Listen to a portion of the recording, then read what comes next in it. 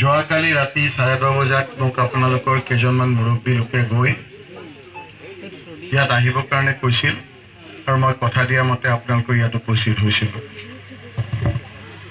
মই এমপি হোৱাৰ পাছত মাত্ৰ কেইটামান দিন হৈছে, তাৰ মাজত মই ইয়াত দুবাৰ আহিলোঁ। ইয়াৰ আগতো এবাৰ আহিছোঁ, আকৌ আজি ৰাতি মাতিছে ইয়ালৈ আহিছোঁ। কিন্তু এইটো কথাও ঠিক যে আপোনালোকক মই আজি এনেকুৱা ক'ব নোৱাৰিম যে কালিয়ে কাম আৰম্ভ হ'ব। আপোনালোকে নিশ্চয় দেখিছে যে গৰাখহনীয়াৰ কথাখিনি মই দিল্লীত জোৰকৈ উপস্থাপন কৰিছোঁ। মই কৈছোঁ যে বানপানী সমস্যাটো ডাঙৰ সমস্যা, কিন্তু বানপানীতকৈ গৰাখহনীয়া সমস্যাটো তাতোকৈ ডাঙৰ সমস্যা।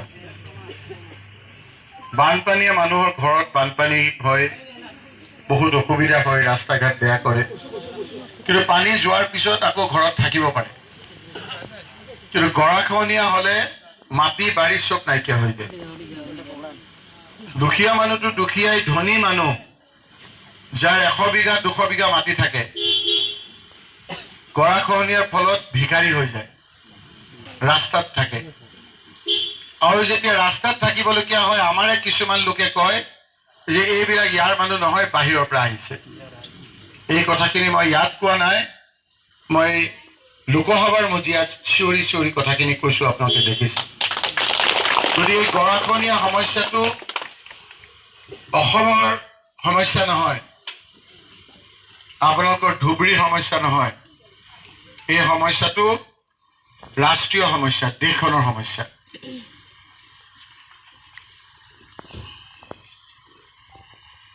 যেতিয়ালৈকে ভাৰত চৰকাৰে অসমৰ গৰাখহনীয়া সমস্যাটো ৰাষ্ট্ৰীয় সমস্যা হিচাপে ডিক্লেয়াৰ নকৰে, তেতিয়ালৈকে আমাৰ এই সমস্যা হৈ থাকিব। আপোনালোকে সেইদিনা কোৱাৰ পিছত আমি এটা প্ৰপ'জেল দিছিলোঁ। এই প্ৰপ'জেল হৈয়ে আছে, চেংচন নহ'ল। কিন্তু ইমিডিয়েট কাম কৰিবৰ কাৰণে আৰু এটা প্ৰস্তাৱ আমি দিছোঁ। এইমাত্ৰ আপোনালোকৰ ইয়াৰ পৰা মই SDOৰ লগত কথা পাতিলোঁ। এই প্ৰপ'জেলটোৰ ক্ষেত্ৰত মই কালিয়েই ব্যৱস্থা গ্ৰহণৰ কাৰণে আন্তৰিকতাৰে জোৰকৈ মই চেষ্টা কৰিম।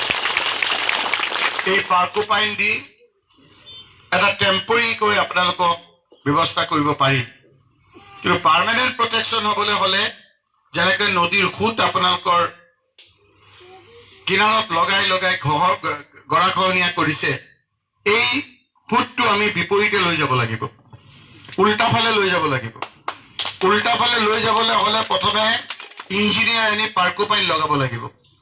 পাৰ্কোপাইন লগাই প্ৰথমে সোঁতটো যেতিয়া অন্য ফালে যাব, তাৰ পিছত জিঅ' ব্ৰেক দি আমি পাৰ্মানেণ্ট প্ৰটেকশ্যন কৰিব লাগিব। সেইখিনিৰ কাৰণে অকণমান আমাৰ টেকনিকেলি চাউণ্ড মানুহ লাগিব। মই আজি এইমাত্ৰ SDOৰ লগত কথা পাতিলোঁ। ৰাতি হোৱাৰ কাৰণে ইঞ্জিনিয়াৰে ক'লে যে ৰাতিপুৱা ছাৰ গোটেই ডিটেইলছটো দিম। এতিয়াও মই ইয়াত আপোনালোকৰ তাতো আছে, water resource department detail project ৰিপৰ্টটো মোৰ তাত আছে।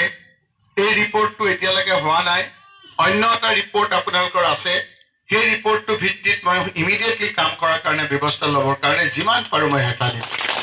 কিন্তু মোৰ মাত্ৰ বয়স 1 মাহ 1.5 মাহ হৈছে আপোনালোকৰ সংসদ হোৱাৰ।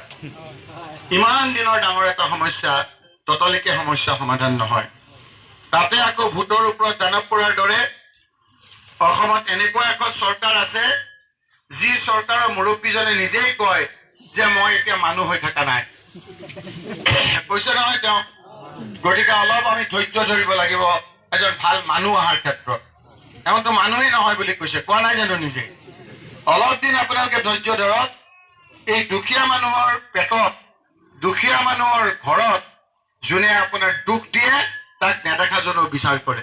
হয়, নেদেখাজনৰ বিচাৰ কিছুদিন দেৰি হয়, কিন্তু বিচাৰ হ'বই হ'ব।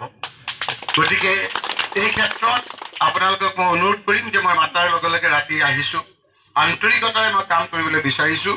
আপোনালোকক আজি নহ'লেও মই আপোনালোকৰ এই চৰকাৰ সলনি হোৱাটো খাটাং, এই মুখ্যমন্ত্ৰী সলনি হোৱাটো খাটাং।